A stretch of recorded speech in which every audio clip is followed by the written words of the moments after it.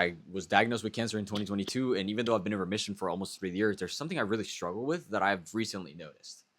A lot of my time is spent on setting very specific goals, whether that is completing an Ironman this year, or reading the entire Bible, getting all A's, or among other things.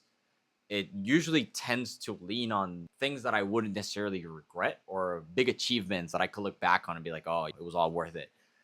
But I never realized the reason behind it. I feel like a lot of the time I support these ideas behind the fact that I'm a pretty ambitious person. Beyond all things, I really want to achieve great things with my life. But the reality of things is that the only reason I'm setting myself these overly competitive and ambitious goals for a short period of time is because I feel like I have no time. And I only noticed this when I started having a lot more faith in God. Because I realized there was a huge, and there still is sometimes, a huge weight on my shoulders because I felt like if I didn't achieve the things that I want to achieve now, then I would never have the time to do them. When people usually ask, oh, where do you see yourself 5 years from now? I tend to think, hopefully alive. I don't really say, oh, successful, this and that. I feel like I have to be successful tomorrow. I'll never make it.